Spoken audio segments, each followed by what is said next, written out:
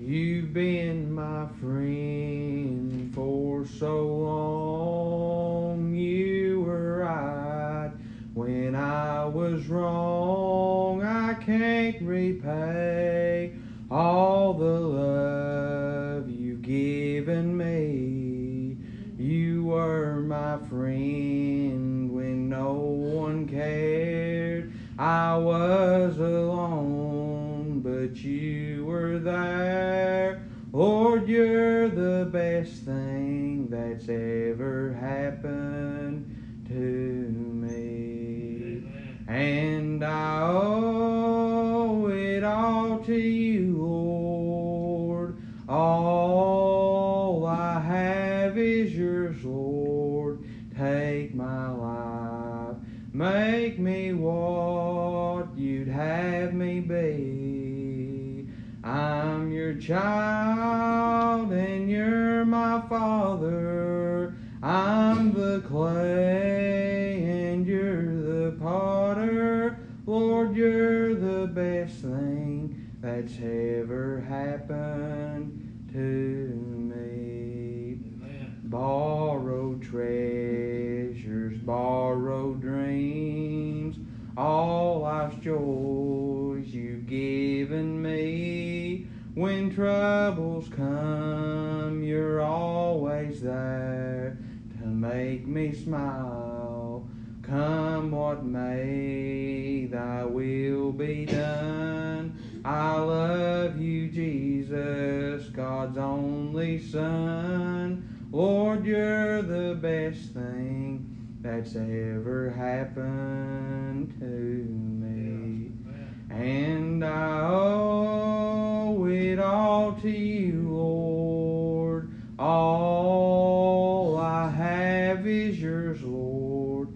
Take my life, make me what you'd have me be. I'm your child and you're my father. I'm the clay and you're the potter. Lord, you're the best thing that's ever happened to me. Amen. I'm going to read a song. It's been a while since I heard a song like that, but I like that song. You know, that's right. He is our Father and we're the clay. He's the potter and he molds us the way he wants us to be. You know, to serve and honor him. If that's all we have, I'll ask the brother to come and bring us the Lord's message. As far as I know, we'll invite you to come be with us next Sunday if you don't have plans, because we're not going to have a pastor Sunday morning because he has to work and we'll be out of town. So we invite you to come be with us next Sunday. So if you would like to, we welcome you. So at this time, we'll ask Brother Matthew to come.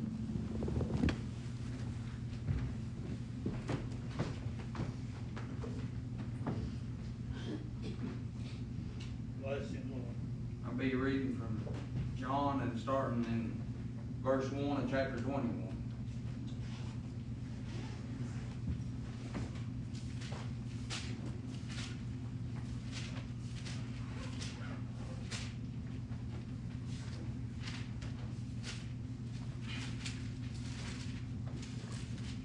In verse 1 it says, after these things Jesus showed himself again the disciples at the Sea of Tiberias, and on this wise showed he himself. There were together Simon Peter and Thomas called Didymus, and Nathanael of Cana in Galilee, and the sons of Zebedee, and 2 other of his disciples. Simon Peter saith unto them, I go a fishing. They say unto him, we also go with thee. They went forth and entered into a ship immediately. That night they caught nothing. But when the morning was now come, Jesus stood on the shore, but the disciples knew not that it was Jesus. Then Jesus saith unto them, children, have ye any meat? They answered him, no. And he said unto them, Cast the net on the right side of the ship, and ye shall find. They cast therefore, and now they were not able to draw it for the multitude of fishes. Therefore that disciple whom Jesus loved saith unto Peter, It is the Lord.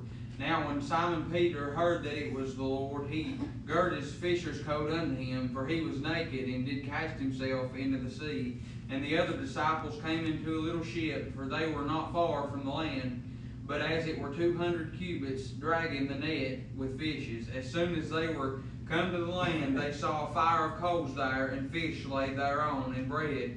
Jesus saith unto them, Bring of the fish which ye have now caught. Simon Peter went up and drew the net to the land full of great fishes, 153. And for all there were so many, yet was not the net broken. Jesus saith unto them, Come and dine. And none of the disciples durst ask him, Who art thou? Knowing that it was the Lord. And that's all I'm going to read. But I guess if I had a thought tonight, it would be do it God's way, or go God's way, something to that pertaining unto that. Just do it God's way. You know, I was reading this and I thought about if they'd have just done it God's way to begin with, and it's not that they wasn't even trying to not do it God's way. They just got a little ahead of the Lord, and we get a little ahead of the Lord sometimes and try to do things our own way, and it ends up not working out for us the way we think it will. And we get ahead of God and just go out here and do what we're going to do and take our plans with it. And then when we get out there and our plans ends up, we get ourselves in a mess when we get in our plans sometimes. But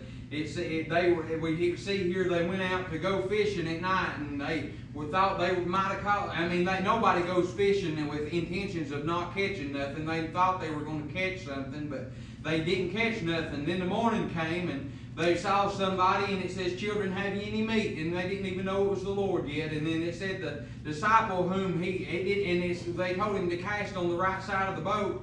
And the disciple whom Jesus loved, John, said that he said, It is the Lord. You know, a lot of times we get people around us, we might think we get ahead of ourselves and we can't see what the Lord's in sometimes. We get ahead of Him, and we might think He's over here when He's over here, and we don't see clearly in what God would have us to do. But if you've got a holy people around you in your life, somebody to direct you in the right direction, they'll say, It is the Lord. They'll tell you the right direction to go, and a lot of times that'll be the man of God that God's placed in your life to be over you, your pastor. But again, I thought we ought to do it God's way. It says, Therefore that disciple whom Jesus loved saith unto Peter, It is the Lord. Now when Simon Peter heard that it was the Lord, he girded his fisher's coat unto him, for he was naked, and did cast himself into the sea. They were doing it their way, and he got out there, and he was naked. He was in a place he ought not to be, naked, and when he knew that it was the Lord, he hid himself. And we get like that sometimes. We get ahead of God, and when we realize the Lord is here, when we realize that He's still seeing those, we hide ourselves because we're not in shape to be seen by Him. But no matter whether you're in shape or not to be seen by Him, you're seen by Him. He sees the evil and the good. He sees everything. Nothing's hidden before Him. He knows everything. He hears everything. But we ought to stay in a shape that we could be before Him, not shamefully. We should be able to go unto the throne, we should be able to go unto Him and not be shameful about it. You know, we're an unclean people in His eyes, but when He saved us, He made us a clean people, and He made us a holy people, that we should live a holy life before Him. But again, we can't do that if we try to do it our way, and we just do that sometimes. We try to get ahead of God, not meaning to. We just get there, and when we get there, we ought to get back in God's way and forget about trying to do it our way. And you know, I thought about that psalm, and I never really thought of it this way till I seen it on the wall one day, and I read it and really thought about what it meant. The psalm, it says, Be still and know that I am God. We try to make it too complicated sometimes, but it says, it's so simple. It just says, Be still and know that I'm God. Be still. Quit trying to do it our way, and just know that He's God, and He'll do it. He'll work it for our good, and do what is better for our good. We might think our way's better a lot of times, but it's not.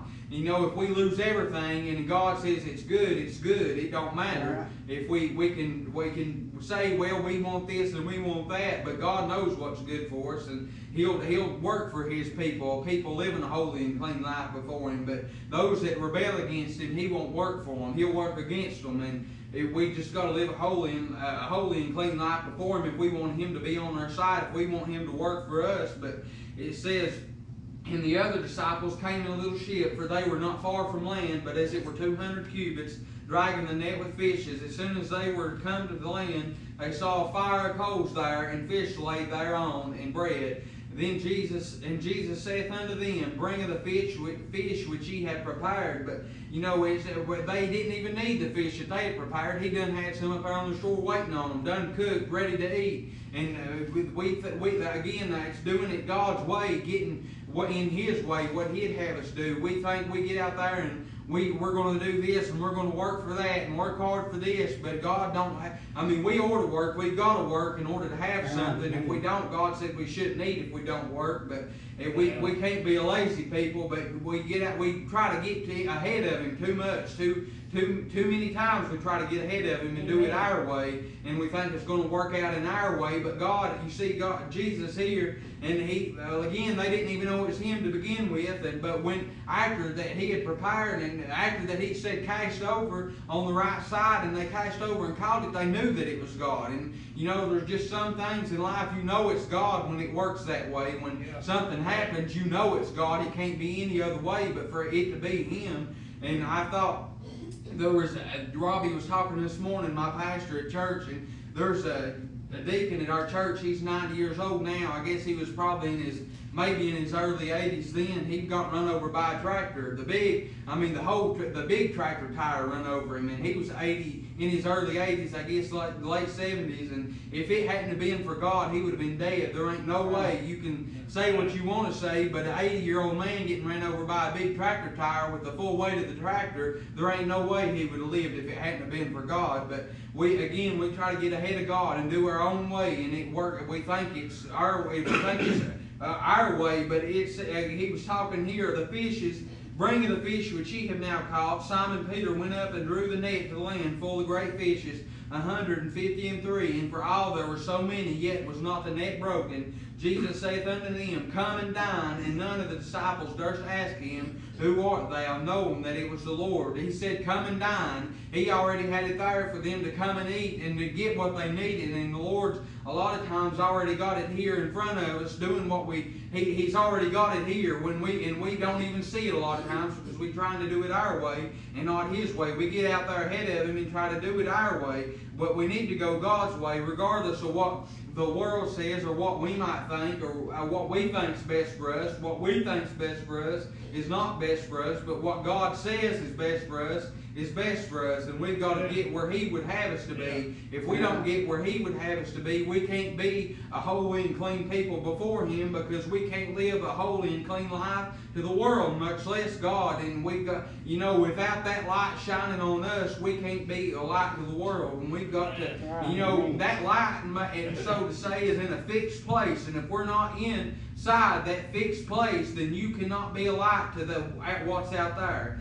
Say this one light over here is on and all of these are off. That is in a fixed place, and if you are not standing right there, then nobody is in here is going to see you. But we've got to be a light to God, or be a light to the people in the world, doing what God would have us to do. Stay where He'd have us to be, and not try to get in our own way and do what we think's best for us, but go with what God says is best for us. And as it says here, it says, Jesus saith unto them, Come and dine. And nobody asked who He was. They knew who He was. He already had it prepared. And we get in our own way and we don't even see that God's already got it sitting there waiting on us, ready to eat, ready to do what He'd have us to do. But we get out in our own way and try to go our own way, and it don't end up working. Then that's when we try to go God's way. But we need to go God's way first and save ourselves a lot of heartbreak and time. And we got to go God's way and not our way, and that's all I got. Amen. Amen. Thank you very much. It's God's way and no other way.